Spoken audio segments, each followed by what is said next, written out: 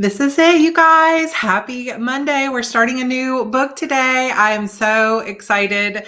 We are going to be reading Shadow Demons, which is book 4 of the Shadow Demons Saga. I have to this thing always does auto lighting for me. But we are going to be starting to read Shadow Demons. We are going to read the first 9 pages today. And I am so excited to introduce you guys to book 4 for those of you that have not heard it before. This book is a little bit more challenging for a couple of reasons for me as a reader. Number one, because there are accents in this book, especially towards the end. So just treat me with grace and love as we get to some of the more challenging aspects of this book.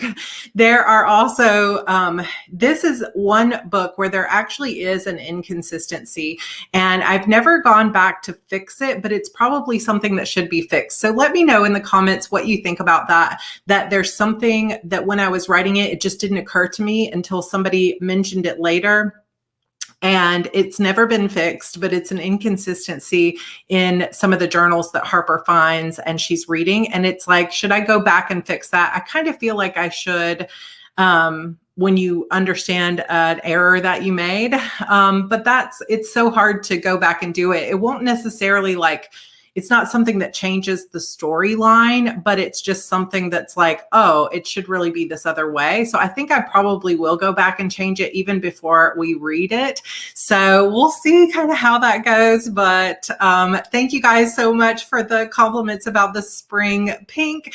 I was actually asking George just before we started, should I dress a certain way or try to get the room decorated? And I just did not have time to do any kind of fancy decorating, but I did move the little skull and put a candle on over there with the book. And I kind of was noticing as I was doing it that candle color and the sort of swirling shadows around Harper on this cover is matching my pink and is, sort of a springy pink. It is nice and beautiful weather here in Charleston. Of course, we have a few weeks until it's officially spring. But spring is in the air for those of us in the Northern Hemisphere. So I just wanted to thank you all for being here. If you have not read the first 3 books, let me know in the comments. So just comment and say, yes, I've read them, or I was here with you on the lives, or no, I have not read any of these books. So you're not late. We just started. So the the first 3 books of this series, if you are kind of new to my world or just discovering this channel, or you've just been joining us, this is the book we're going to start reading today is part of my Shadow Demons saga. This is a book that has 10 published, or a series that has 10 published books in it, with at least 2 more to go. There are 2 more books. Book 11 is called Vengeful Darkness, and I am currently working on it, and it is on pre-order and will be published on May 11th. So it is coming out in just a couple of months. There are also side stories that go along with this series. So there are short stories, there are some novellas, there are side novels, and then there is a side spinoff series. And the spinoff series is called Sacrifice Me. If you go to either the Coven, if you're in the Facebook group Coven, there's a pinned post that Christabel has up there that has the full reading order. Or if you go to my website at sarahcannon.com, you'll see a tab there that says reading order. And you can see the exact order that I recommend you read these books. Now, some people have started with Sacrifice Me, or some people skip Sacrifice Me altogether, which is totally fine. You can understand the storyline, but this book in particular, and the last book where we're introduced to some of the new witches. So all we've known so far is the witches for this coven of Harper. So she's the prima futura, meaning that every demon town, every town that has a gateway to this shadow world is a kind of a demon gate town, and they have different colors of stones. Harper's town has a sapphire. So we've learned that in the previous books. But so far, all the witches in Peachville and everything we've learned about so far have been part of that coven, the Order of Shadows. In book 3, we learned that there is there are other people involved in this magical world, namely a family of crows. And we found out, spoiler alert. So this is where I'm going to say, like I saw JC saying, I'm still on book 1. So I'm glad you're definitely interested in it, but I'm just going to warn you guys right now that this is going to, our discussion here in the beginning of what happened in book 3 and moving into book 4 is going to give you some spoilers for the twists in book 3. So if you are not ready to listen to this book, you're still on book 1 and you really don't like spoilers and you want to make sure to experience it from, a completely like new, fresh way. Yeah, massive spoilers. Then just make sure to say goodbye to us now. Thank you so much for coming. Go back and finish the first 3 books before you finish this part. So I've got massive spoilers coming up and I'm going to start right now. So this is your time to say goodbye because we are moving on to reading Shadow Demons this week. And that means we're on book 4. And this is what is I call a dynamic series. So a dynamic series is a series where it's kind of like one long book, something sort of like Harry Potter, where you can't read book 4 without having read and understanding books 1 through 3. So each book builds upon the previous books. So everything you couldn't pick this up like you could an episode of Law and Order where you're just like, oh, I'll just watch episode 964 and I won't miss anything. This book is this series is all about, you get big twists at the end of each book and throughout each book. So you won't understand book 4 if you haven't read the first 3. And there's no way that I can talk about what happened in book 3 without giving you spoilers. So this is just my little warning to anybody who is here that just enjoys our weekly coffee chats and things like that. This will be spoilers, spoiler alert, massive, crazy spoiler alerts. So this is good kind of warning, I guess, for that. And I do know, like JC says, I don't mind spoilers. They don't bother me. I love it. Just know that like the way that I write is always in a way that hopefully makes you think one thing and then something happens that makes you doubt it. And then, whoa, something crazy happens at the end. And hopefully over the course of my career, I've gotten a little better and a little better and a little better at each one of those. I need to put a little banner up. I can actually create a banner, except all my banners right now say like sprints, because I've been doing sprints through here. I can add it right now. Add banner. Boom. Spoiler alert. Now we are ready to go. So, I love writing the twists. They're my favorite parts. And so to miss or to have something spoiled in one of my books, I hope, at least this is the way I feel about them, or hope my readers feel about them, can be super disappointing because it takes away the mystery of, oh my gosh, what's going to happen? And it takes away the fast-paced feeling because it's like, oh, darn, I already know this secret about so-and-so or whatever. So there are a couple of things in this. There are a couple of things in this book that obviously are going to be pretty big answers to questions that we've had since the very beginning of the series. So just be in mind for that. I won't tell you which answers are coming, but there are some pretty big answers coming in this book. This book also ends on probably, I would say, I have 2 books that end on the most cliffhangery of cliffhangers in terms of like very little story resolution as we move into the next book. And this is one of them. So this book does not have a massive satisfying resolution. So for that reason, we might actually go into reading Rival Demons after this, but there is such a massive twist at the end of Rival Demons that we might just have to read Demons Forever as well. So we'll just kind of see how it goes. If everybody's enjoying it and we still have good participation, I know that everybody can't be here on the lives, but just as long as we still have a few hundred people watching the live stream and it seems like everybody's still enjoying it, I will definitely continue reading and this will be a chance to see. But yeah, spoiler, you will not feel complete when this book is over. Yeah, this book ends on like I would say there are 2 where you're just like, Okay, and this is one of them. The other one is Emerald Darkness. So that one also ends on a terrible cliffhanger. At least the people that read this book didn't have to wait as long for Rival Demons. So this book came out in July of 2011, and Rival Demons came out in January of 2012. So they didn't have to wait super long for that. But the people that bought Emerald Darkness had to wait like 2 years for the next book. So,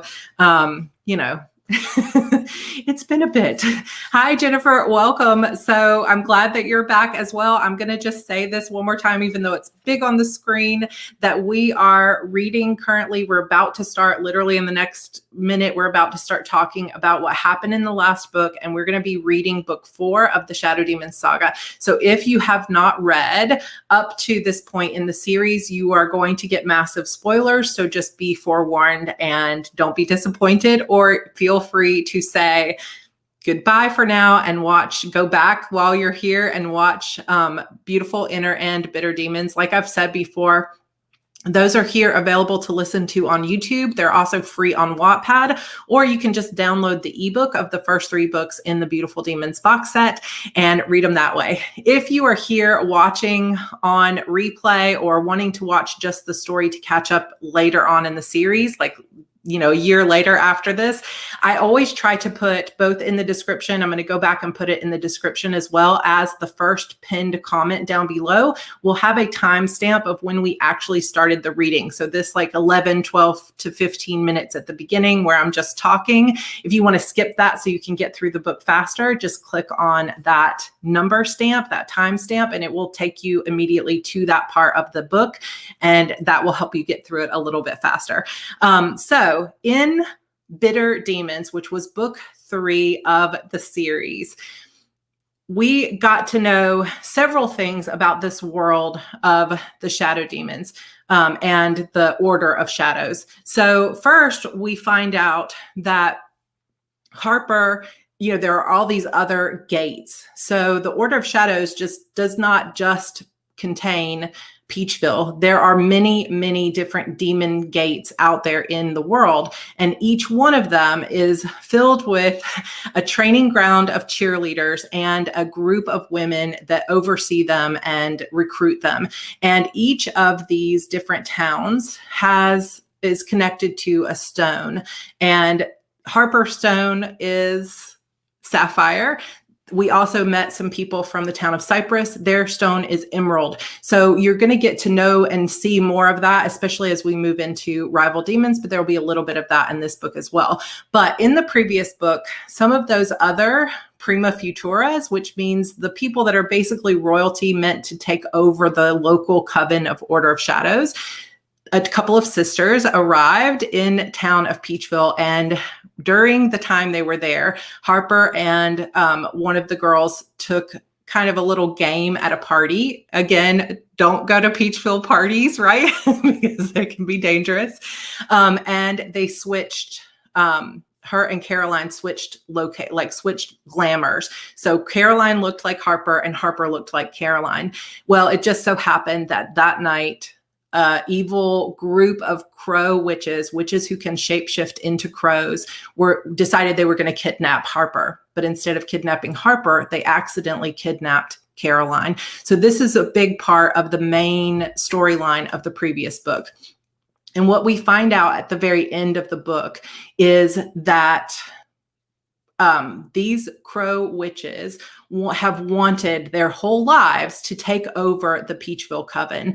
And when we find out that they're still trying to make this happen and they're trying to kidnap Harper, and basically if they can kill her, then they can, during that moment as her life is ended, they can transfer the demon gate over from Harper's family line to their own family line. And there is an ancient witch that they call the Mother Crow that has wanted this from the beginning, because she felt that it was her birthright, because she was the original girl chosen to be the prima of this town, and she lost it by practicing dark magic. And so she was banned from the coven, and she has been taking basically all this time, all these years. She is very old, but we won't go into too much about that because there'll be more coming up on her later. And she has been wanting to transfer this family line over.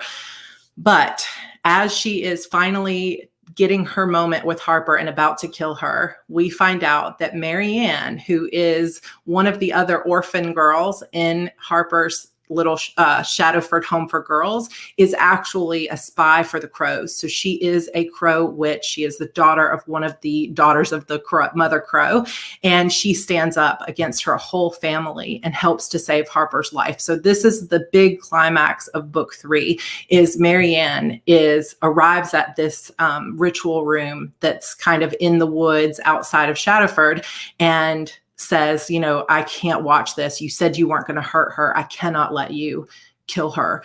And so she stands up for Harper and fights against the Mother Crow. And we know that the Mother Crow was not killed, but some of the crows all got away and things like this. But Harper managed to survive, and Marianne managed to survive.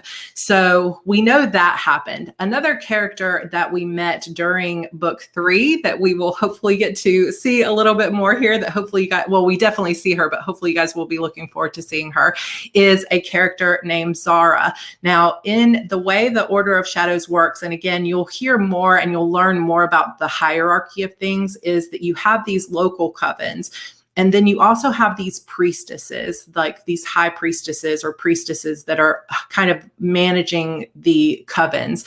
And so you have a Priestess Winter that we met, who was called in to help when Caroline was taken and disappeared. And her daughter is Zara, and she is a third daughter. So the first daughter is obviously the one who's supposed to take over, the priestess. She's the prima. We will learn more about who the second daughter is later.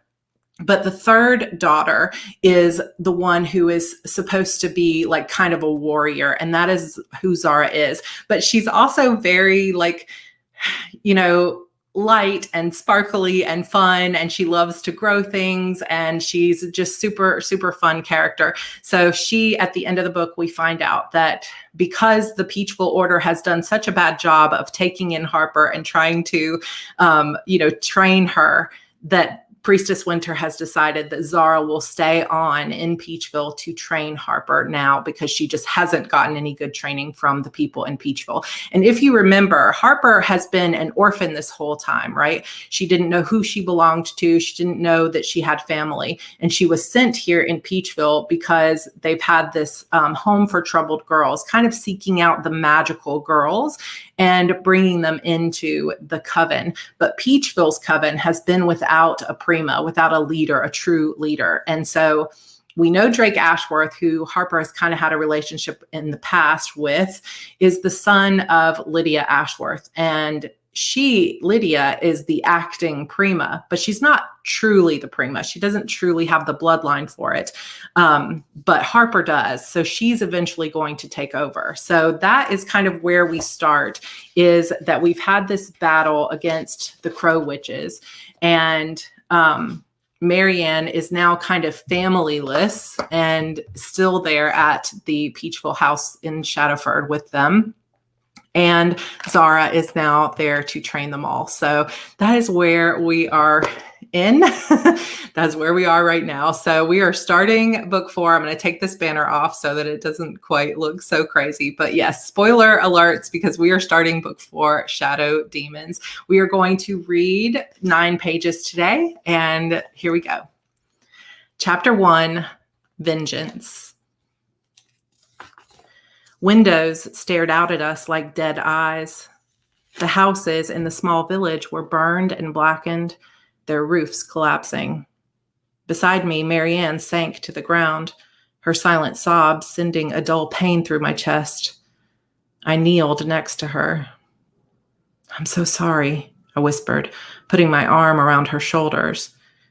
I couldn't completely understand how she was feeling. I'd never had a home I felt particularly attached to in any real way. I'd moved around so much it had been pointless to get emotionally invested in a house or even a neighborhood. But Marianne had spent her childhood here, in this secret village. In the past week, she'd become an outcast and a traitor in the eyes of everyone she'd ever loved. Now this. I held her tighter. Glass crunched under Jackson's boots as he walked to the nearest house. The sound echoed through the silence. "What happened here?" I asked. "The Order of Shadows happened," he said. He kicked at a broken fence. "How can you be sure it was the Order?" "I've seen this before," he said. Darkness spread across his features. It was such a painful expression, it twisted my insides. "Where?"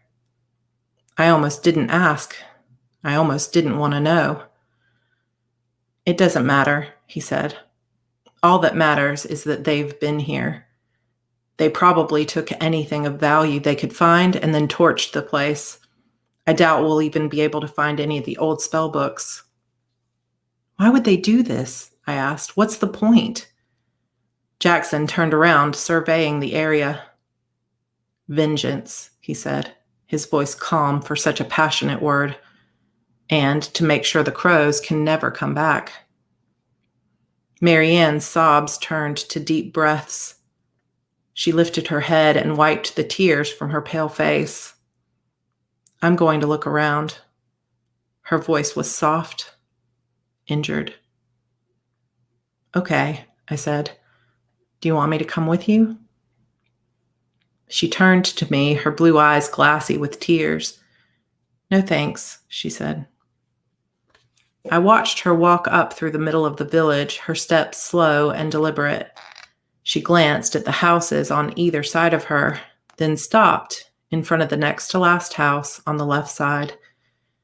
After a moment, she walked up the stairs of the ruined house and disappeared inside. My heart ached for her. She would have been the prima futura right now if she hadn't stood up to her family. She'd saved my life. I hated to see her hurting. "I don't know if this was such a good idea," Jackson said to me. "What if the Order placed traps around the village to keep the crows out?" I touched his arm. "It's her childhood home, Jackson," I said. "Give her a few minutes to deal with all this." He sighed and placed his hand over mine. "I know," he said, "but something doesn't feel right. It feels like we're being watched. It's not safe here." "I'm still not entirely sure I know where here is," I said. "I mean, one second we're levitating above the trees, and then boom, we're in this town. I don't get it. Where are we really? Did we go through some kind of portal?" Marianne's family had taken great care to make sure they remained hidden for all these years.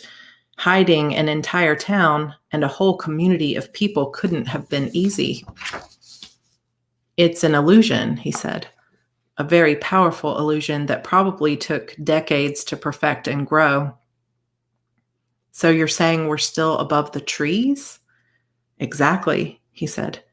"Did you feel that sort of electric shock when we passed into the village?" I nodded.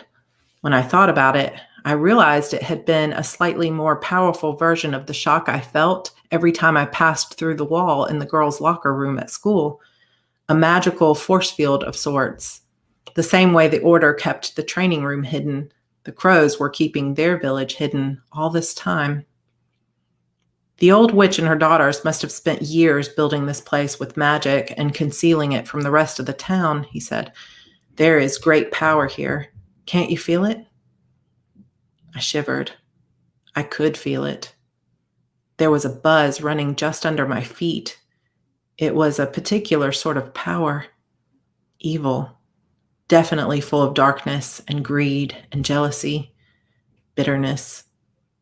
How had Marianne grown up here and still turned into the kind of person who cared enough to save my life?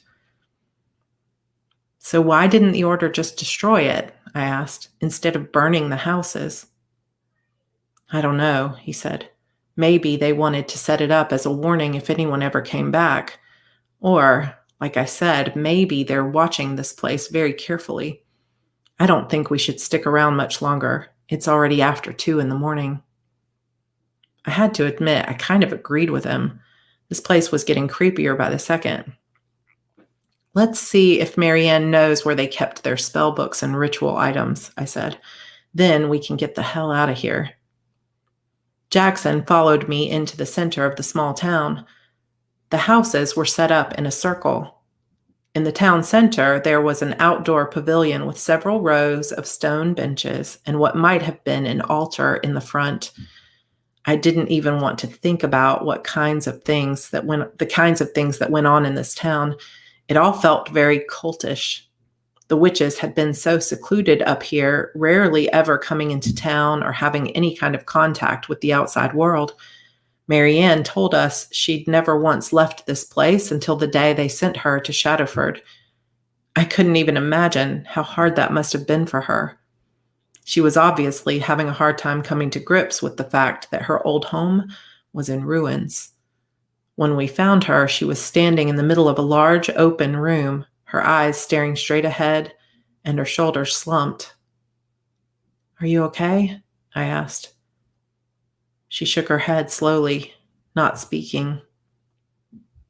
"Was this your house?" She closed her eyes and a tear rolled down her cheek. In her hand, she gripped a small doll. It looked like a rag doll of sorts with black yarn for hair. Its blue dress was blackened and torn.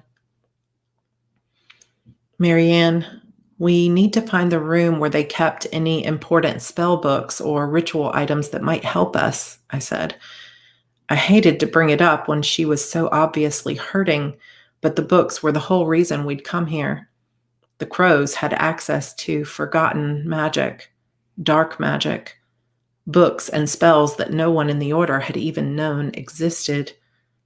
If there was any chance one of those books might be able to help us break the spell between me and Airden, we had to at least try to find them. Marianne made no move to answer. She just kept staring straight ahead, her eyes dark and unfocused. Jackson and I exchanged worried glances. What if we'd made a huge mistake by bringing her here? What if she'd changed her mind about helping us? "Please, Marianne," I said. Knots of fear coiled in my stomach. Marianne looked down at the small doll in her hands, then hugged it close to her chest. With the back of her hand, she wiped away her tears. "Okay," she said. "I'll show you." Chapter 2. Then Who? Marianne led us to the small village. We stepped into the pavilion and walked straight up to the smooth stone altar. "It's here," she said. I looked around, unsure of what she meant. There were no books here, only stone benches arranged in perfect rows before the altar. She placed her tiny pale hands on the smooth stone and pulled up. The altar opened like a child's toy box. I peered inside, expecting to find a small compartment inside filled with books or daggers or potions. Instead, there was a narrow set of stone stairs that led down into a deep, dark hole below. I gasped. Hope welled in me for the first time since we'd seen the damaged village. It was definitely possible that the witches of the Order had completely overlooked this secret room. I know I never would have guessed there was a library hidden beneath this shrine. "Do you think the Order might have missed this spot?" I asked. "It's possible," Marianne said. "Our family was very secretive about its rituals, and this room in particular was always heavily guarded." Jackson came around behind me and peered into the darkness. "Is it safe to go down there?" he asked. "Or are there spells to protect this place?" "There are a few traps," she said, "but as long as I go first, they shouldn't trigger." Jackson's mouth thinned out into a straight line. "Maybe Harper should stay here." I leaned into him, pressing my leg against his.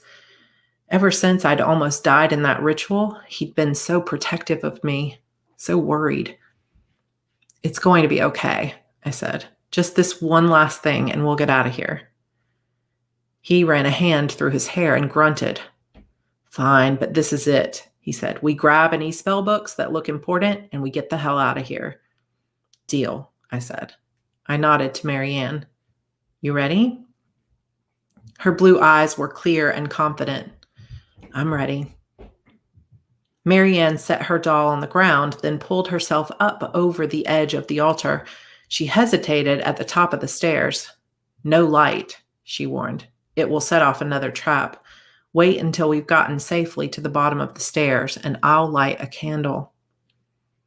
She took the stairs slowly, and after just a few steps, she was cloaked in darkness. You go next, Jackson said, helping me up over the edge of the altar. But be careful. I followed Marianne down into the shadows. A light breeze floated from above. It was a cold Georgia night, but it seemed even colder the deeper we went into the ground. Of course, this wasn't really ground, was it? I shook my head. I still didn't understand how all this magic worked. Even if this was just an illusion, it seemed awfully real. If we weren't underground, where were we? Still above the trees? It didn't seem possible.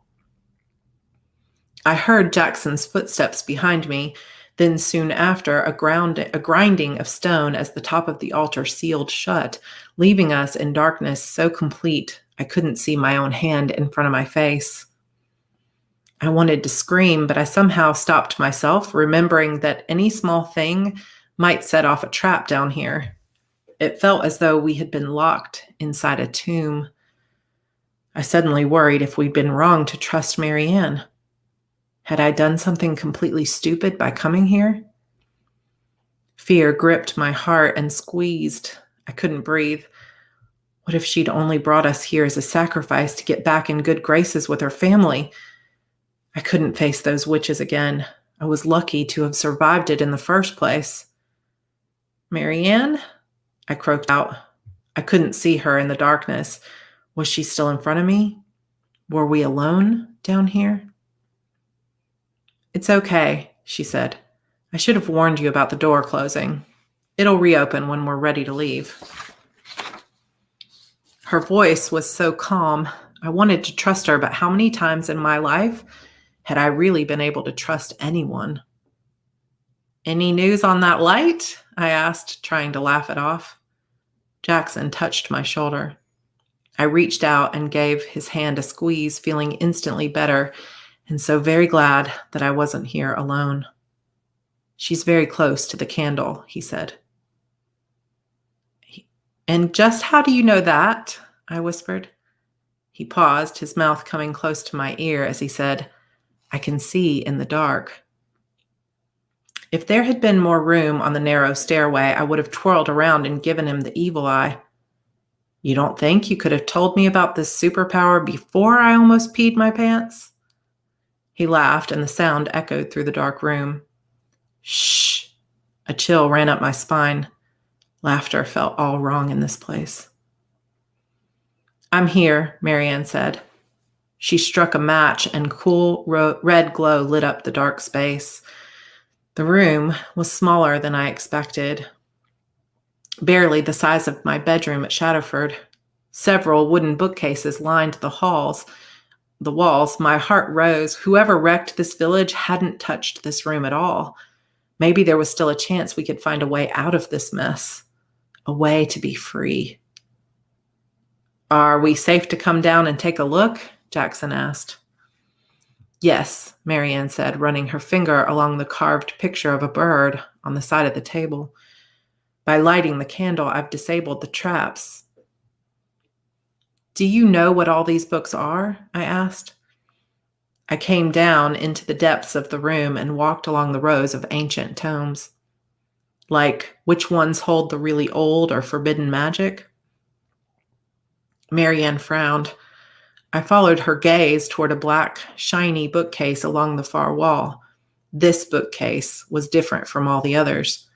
A glass door covered the front, strange carvings etched into it.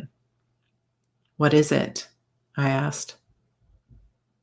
Someone's been in here, she said. She walked to the case and, with a trembling hand, opened the door wide. This is usually sealed, and look, No books inside. I crossed the room, not wanting to believe her, but she was right. There were no books in that cabinet at all. Please tell me this isn't the cabinet where all the really important books were kept, I said, but I already knew the answer. Marianne's shoulders slumped. I don't understand, she said. None of the traps have been sprung down here. There's no way the order could have come down without tripping those warning traps. Maybe your family took all the books with them before they left town, Jackson said. I don't think so, Marianne said. They wouldn't have had time to come back here. I felt them leave the area as soon as the fighting was over. I would have known if they'd been back. Maybe someone disarmed the traps and then reset them, I asked. Impossible, Marianne said, shaking her head. These traps are bound by a blood oath.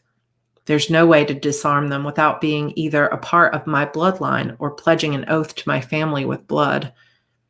Jackson turned to Marianne. Who else would have had permission to come down here without setting off the traps?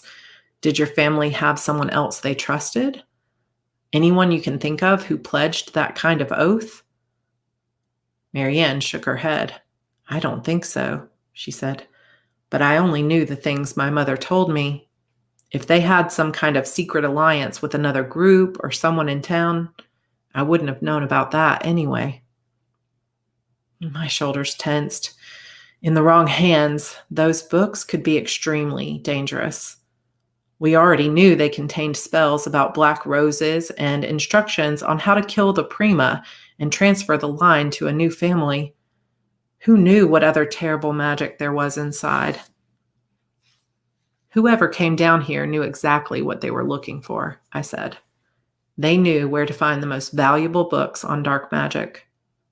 Who would do that unless they had every intention of using them? I don't know, Jackson said, but we're not going to figure it out by standing here talking about it. We should get home before someone finds out we're here. I turned around in the small room. Is there anything we should take with us? What do you mean? Marianne asked. Any chance some of these other books might have a secret ritual that could break the spell that makes me prima? I asked. Without killing me, I mean. Jackson crouched down by a row of books. He shook his head. I know these books, he said. Mostly standard magic books, potions, basic spells. Most of these books are in the library at Shadowford. Library? Marianne asked. I threw Jackson a look and he shrugged. There's a secret library, I said. I'll show you some other time, but for now, let's finish looking through these books and get the heck out of this village. Good idea, Jackson said. After a brief run through all the shelves, we had a stack of 6 books to take home with us. One rare book on shape-shifting, a book on powerful potions, and a few others written in a foreign language. None of the books held dark magic, and none of them would free me from this curse of being prima. Whatever important and dangerous magic had been housed here, it wasn't here now. All I could hope was that whoever had those books had no intention of using them against me or Jackson. Let's go, Jackson said. We're not going to find anything else here tonight. Stay behind me, Marianne said. She blew out the candle and I followed the sound of her footsteps. My boot hit the bottom stair and I stumbled, throwing my hands out in the darkness to try to regain my balance. I scraped my palm against the rough stone of the stairs and cried out. A warm trickle of blood ran down the side of my hand. Crap. You okay? Jackson said, his hand on my back. Fine. I gritted my teeth against the pain. A small rock or something had gotten pushed into my skin, but when I tried to brush it away, it wouldn't budge. Great. It was really jammed in there, and it hurt like hell. I cradled my injured hand close to my chest and made my way up the stairs. Once outside, in the light of the moon, I held my palm up to my face and gasped. It wasn't a rock stuck in my palm. It was a diamond earring.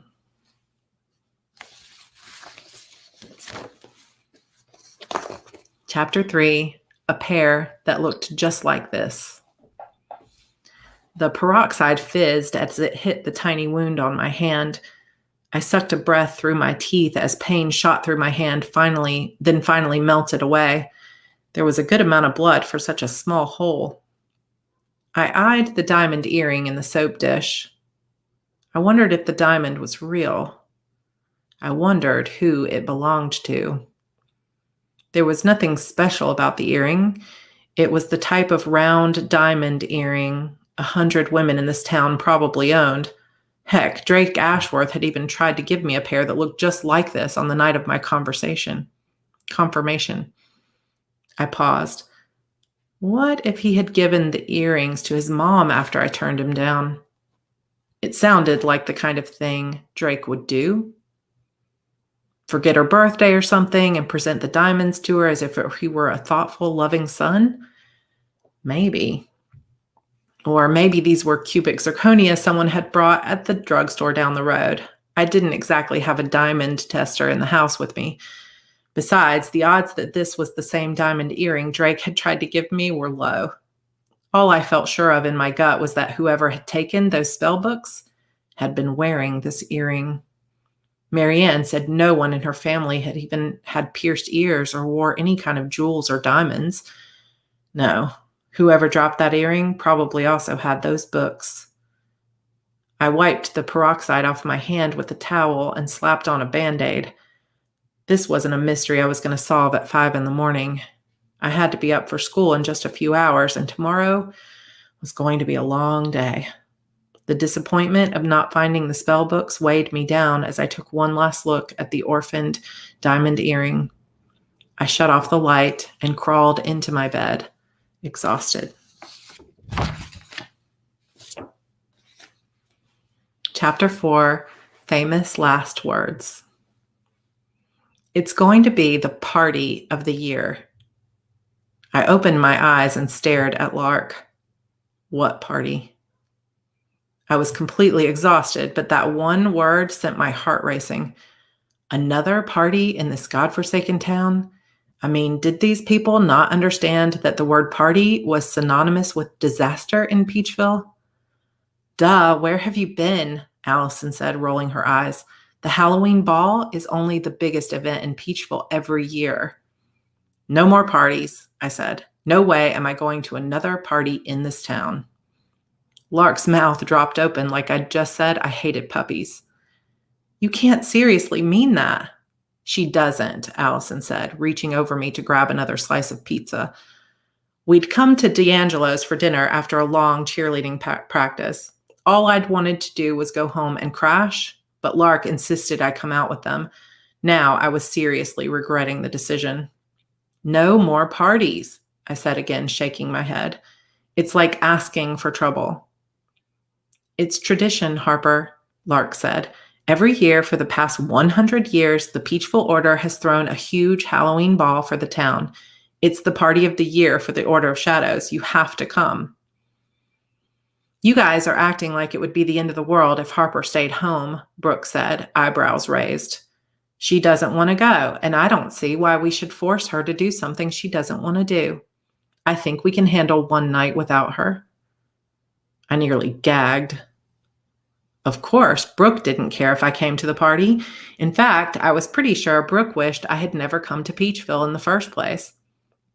But everyone on the squad has to come, Lark said. It's not exactly optional, especially not for the Prima Futura. It'll be fun, Allison said. Besides, the entire Order of Shadows will be there. What could possibly happen? Famous last words. I knew from experience that in this town, something always happened. You really want me to answer that question?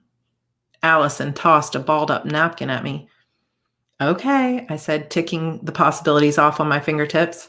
Someone could try to kill me and end up burning the house down. Someone might get stabbed with a ritual knife.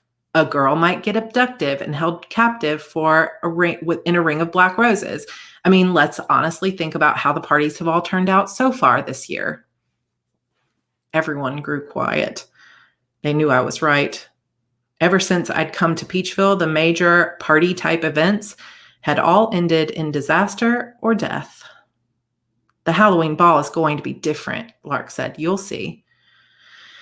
I don't see what the big deal is anyway, I said. It's just some party. I doubt anyone will miss me. It's not just a party, Brooke said, raising her voice so loud a few people in the booths near us turned to stare. She leaned forward, her face serious. It's the 100th anniversary of the Peachville Gate. This isn't just some kegger out at Foster's. It's a sacred celebration of our heritage. If you don't understand the importance of it, maybe you don't deserve to be there in the first place. I plucked the straw from my milkshake and swirled it around in the whipped cream. Fine with me, I said. Brooke's jaw tensed, and her lips pursed together so hard they turned a purplish color. I looked away, wondering why in the world I was still associating with her outside of cheerleading practice. Lark turned to me, her face creased with worry. I'll seriously be devastated if you aren't there. I sighed. Why is it so important to you that I go? My question, exactly, Brooke muttered. I clenched my teeth. If she didn't watch her tone, one of these days I was seriously going to punch her in the face. I started to say something, then decided now wasn't the time or the place. Because it's the first year Peachville's had a future in a very long time, Lark said. The Halloween ball is special for the order, and it's the first time in forever that we've actually had something to celebrate. I closed my eyes and tried to ignore the twisting dread in my gut. I'll go on one condition. Lark squealed and wrapped her arms around my shoulders. Anything. I can bring anyone I choose as my date, I said, knowing full well there was one guy in this town the order would never let me bring. Lark's smile faded, and Brooke made an ugly sound deep in her throat. I don't know, Lark said. If you mean Jackson, he's usually not invited to this kind of party. I mean, are you even sure he'd want to go? I shrugged. I'd at least like to be able to ask him. Brooke mumbled something under her breath. What was that? I asked, leaning forward. With my eyes, I dared her to say something mean about Jackson. I'm going to go get some water, Brooke said, forcing a smile. Let me know if Harper comes back down to reality. She stood, and Allison followed her like a little puppy dog. Ignore her, Lark said in a near whisper. Brooke's just jealous because she's not the center of attention in this town anymore. Believe me, if I could make her the next prima, I would. I threw a napkin over my half-eaten slice of pizza. I'd lost my appetite. That's crazy talk, Lark said, squeezing my hand. You're the closest thing this town has to royalty now. Who would want to give that up? This girl. I thought it, but didn't say it. I knew Lark wouldn't understand. In her mind, being a future was an honor, not a complete nightmare. Everything would be a lot easier if you found someone else to have a crush on, she said. Jackson's probably the last person in town the order wants you dating. I was about to tell her that what I felt for Jackson wasn't just some crush, that there were deeper feelings between us that she could never understand. But that's when I noticed a dark figure staring at me through the window. What is it? Lark asked, following my gaze. Do you know that guy? I asked. She shook her head. No, she said, never seen him before. Why? The guy wore all black and had a piercing stare that cut me to the core. He was tall and tan, with long beaded braids in his hair. Not exactly your typical small-town guy. There was something about him that gave me the creeps. He reminded me of the others, the ones who tried to kill Jackson. And me, as soon as they found out who I really was. I need to go, I said, suddenly feeling sick to my stomach. Can you drive me home? Shouldn't we wait for Brooke and Allison? Please, I said. You can call them later or something. This is important. Lark's forehead wrinkled. Are you sure everything's okay with you lately, Harper? I'm fine, I said. I just forgot about something I was supposed to do tonight. Lark scooted out of the booth. I'm just going to tell them we're leaving, she said. Meet me by the car. I nodded and rushed outside. I wanted to get a closer look at that man dressed in black, but when I walked out of the restaurant, he was gone. All right. 10 minutes remaining. That is the first episode of Shadow Demons. Lots of little things happening here. First of all, if you didn't kind of get that picture, they have, after the dust has settled, they have convinced Marianne basically to take them to this secret village where she grew up, which is sort of like a village in the sky. It's above the trees and it's totally hidden. So it's created with magic and it has like normal streets and houses and fences and things like that. But it is totally an illusion or up in the sky and it's completely invisible. And so she has taken them there and you can't get into that place without either having crow's blood or having sworn some kind of oath to the crow witches, to the mother crow. And so without the blood oath or actual blood, you can't get in there. But because she has the blood, she's been able to take them in with her. And when she gets there, there's devastation because she sees that the Order of Shadows, or someone, but pretty sure it's the Order of Shadows, has completely destroyed this town. And that includes the place where she grew up. And of course, she doesn't know where her mother is or anything like that. So you kind of get this sense of really what type of sacrifice Marianne has made for them. But the reason they want to go there is because Harper is still, bound to the Peachville Gate, which means that when she turns 18, she's supposed to get combined basically with Jackson's twin brother, Airden. And as soon as she is put through that ritual, she'll be bound to that gate forever. And she will also have basically Jackson's brother enslaved in her body, which is going to be a bad thing for their romance. So, to say the least. So they're trying to figure out ways to stop this without killing Harper in the process. But the books that they were hoping would have some answers have been stolen by someone mysterious, maybe with a diamond earring. So that's that. And then of course we get the introduction to the party and kind of see some of the interaction between the girls and some of Brooke's jealousy there, and some mysterious tanned figure watching Harper through the window. So that kind of introduces some of the mysteries of this book. And really at its core, each of these books in the Shadow Demons Saga are mysteries to a degree. So that's kind of a fun part of it. But I hope that you guys enjoyed it. I saw that George posted something about either the chat is broken or nobody is talking. So I was wondering the same thing. I was like double checking to make sure I was still live, but hopefully you guys were enjoying it. What did you think, Evie? Do you like it? Yep. You want to come say hi? Say hello, everybody. Say hi. Yeah. Look, you want to hold that? Say hi, Evie. So that is super fun. And like I said, I'm a little bit nervous about some of the later things in this book because there are going to be some accents that I have to practice and perfect. So we'll just see kind of how it goes.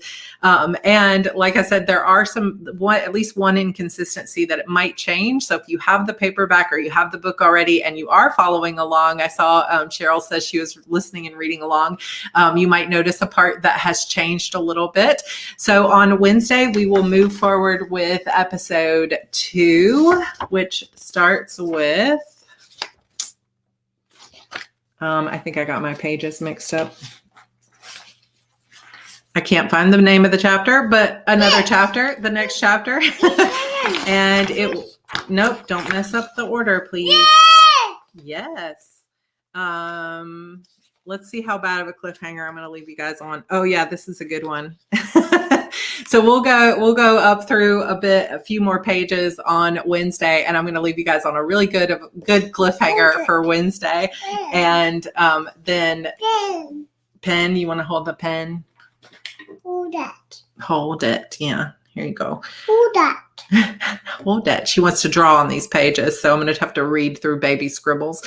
But we will definitely go and we will read more on Wednesday. And then on Friday, we will have another coffee chat. So no new reading on Wednesday, but we will have a coffee chat or no new reading on Friday, but we'll have a coffee chat on Friday. And then we'll continue on with episodes 3 and 4 next week, and so on and so on. So we will have 1 week of break. So the week that starts like March 29th, I think it is, that week we're going to take off because it's my son's spring break, and we're going to go to Myrtle Beach and we're going to hang out some that week. And I'm just going to take the week off to really immerse in writing Vengeful Darkness. But if you are reading the series as you go, May 11th is book 11 release. So if you would like, come, and if you haven't caught up with them yet, now is the time over the next couple of months to catch up with book 11 or catch up all the way through book 10, and go ahead and pre-order book 11. It is on sale now for May 11th. Pretty exciting. I am working on it for sure. And I kind of missed something going on with Renee. I'll have to go back and check. Hopefully everything is going okay. Yeah, definitely come check the replay. Remember, there are spoilers. So I hope that you guys will join us for the rest of this book. It is going to be awesome. Siobhan says, I pre-ordered book 11 and have not even finished as far as 10. That's okay. You've got time for sure. But it's going to be super fun to read through the rest of this. And I hope that you guys really enjoy it. And like I said, we may just be going forward with books 5 and 6 as a reading here. And I know some people had asked about reading my own audiobooks, and I probably will just start with Beautiful Demons, but I don't know for sure that we're going to get that audiobook coming out in the next month or 2, but I will be working on that as we go. But I just appreciate you guys' support. Kitty, you see Hello Kitty? Are you drawing on my Hello Kitty stuff? I just appreciate you guys being here. I really do love this community, and I love the fact that we can come here and gather and just have basically a fun time and just, I don't know, enjoy a relaxing, like no pressure, just good times together. Also, thank you to everybody who joined us on Saturday for the watch party for Gothica on Discord. Yes, we hear you, baby. You want to hold? What do you want to hold? This kitty? This kitty? We had about maybe what was like 12 or 13 people watching Gothica this weekend, and it was so much fun, and I enjoyed kind of having some little time together. And if you would like to come join our Discord server, it is there's a link down below or in the coven if you want to come join. It's just another place to hang out. Of course, we also have the coven on Facebook, and like I've said before, you don't have to come and join all the different places, but it's just different places where we can hang out that kind of have different formats. Yeah, you can't hold that though. That's a stapler. How about this kitty? There are plenty of Hello Kitties hanging out on my desk. But like I said, no pressure to join all the different places. Yeah, it's a kitty. But if you want to come join us, you can. Last night, I even popped on with like Kat and Angela, and a few other people joined us, and I just played some EverQuest 2 and streamed my gaming, and we just chatted on a voice chat. So that was kind of fun too. So come join us if you would like, or there's always the coven to come join us on Facebook. And yeah, that's it, you guys. Thank you so much for being here. This is my next page that I'm reading in the book. It's autographed by Evie. I should give those away, and I'll have her like draw her name. I'll just hold her hand and draw the name, but that was fun. Yeah, I super had a good time yesterday too, and fun on Saturday. So come hang out with us. Same rules basically apply over there that do in the coven, to just keep things kind of book related and light and fun. But if you want more fun places to come hang out, you can come hang out with us there. And I will see you guys on Wednesday. She says, bye. Thank you guys so much. I hope you enjoyed this. There is lots of fun stuff and some big answers to come in this book. And I didn't mention this before, but there is a kind of a, somebody asked, were there secret things that you put in that you wonder if people will notice? There is a good secret thing in this book that doesn't get revealed, I think, until book 6, the truth of it. And very few people caught on to it early. So we'll see if any of you catch on to the little secret thing that is in this book. So, all right, you guys, thanks for being here. I will see you on Wednesday. And if you want to catch up with this book, or just go ahead and purchase it as well, it is only 99 cents at all the vendors. So go ahead and grab it if you'd like to support me in that way, or paperbacks are available at Amazon. All right. See you guys later.